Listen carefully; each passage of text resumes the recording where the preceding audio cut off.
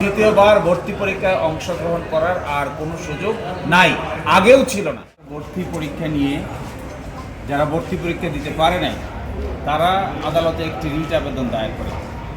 আমরা ঢাকা বিশ্ববিদ্যালয়ের পক্ষে আদালতে শুনানিতে অংশগ্রহণ করি। এই ঢাকা বিশ্ববিদ্যালয়ের দ্বিতীয়বার ভর্তি পরীক্ষা দিতে পারবে না, এই যে প্রজ্ঞাপন, এই প্রজ্ঞাপনকে চ্যালেঞ্জ করেই এই রিট পিটিশন দায়ের করা হয়।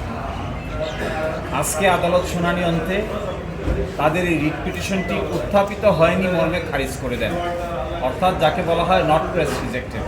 এর কারণ হলো এই বিষয়ে অতীতে আদালতে এসেছে। ঢাকা বিশ্ববিদ্যালয় 2014 সালে এই সিদ্ধান্ত নিয়েছিল যে দ্বিতীয়বার ভর্তি পরীক্ষা দেওয়া যাবে না।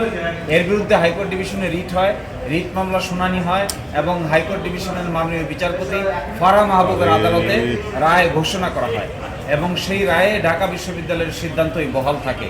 তার বিরুদ্ধে তৎকালীন সুপ্রিম কোর্টে একটি আপিল দায়ের করা হয়। ওই আপিলও নিষ্পত্তি হয়ে যায়, খারিজ হয়ে যায়।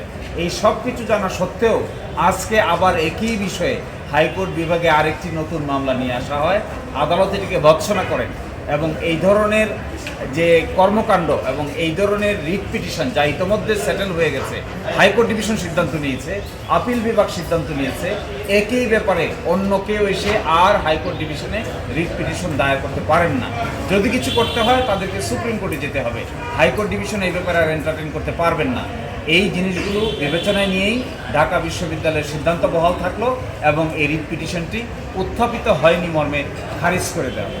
অর্থাৎ দ্বিতীয়বার ভর্তি পরীক্ষায় অংশগ্রহণ করার আর কোনো সুযোগ নাই, আগেও ছিল না। কিন্তু এখন নতুন করে কেন এই রিট পিটিশন নিয়ে আসছেন যা ইতোমধ্যে সিদ্ধান্ত হয়ে গেছে, তা কিছুটা রহস্যজনক কথা। কারণ যদি হাইকোর্ট ডিভিশনের সিদ্ধান্ত হয়েছে, আপিল বিভাগেও সেই সিদ্ধান্ত বহাল আছে, এখন কেন হাইকোর্ট ডিভিশন নতুন করে এটি নিয়ে আসতে হবে? এটি আদালত কিছুটা অবাক হয়েছেন এবং কিছুটা আনপ্রফেশনাল কাজ বলে মন্তব্য করেছে। তাদের পক্ষ থেকে আদালতকে ইনফর্ম করা হয়েছে যে এই মর্মে একটি রায় আছে। তো যদি রায় থাকে, আপিল বিভাগেও রায় থাকে, তাহলে আপিল বিভাগে না গিয়ে হাইকোর্ট বিভাগে কেন? আপনি কোন পক্ষে? আমরা ঢাকা বিশ্ববিদ্যালয়কে রিপ্রেজেন্ট করেছি এবং ঢাকা বিশ্ববিদ্যালয়ের যে আইনি পদক্ষেপগুলো কোর্টে নিতে হচ্ছে এগুলো এখন থেকে আমরাই নিচ্ছি। বুঝতে পারছি। উত্থাপিত হয়নি মর্মে খারিজ হয়েছে। আচ্ছা, রিটটা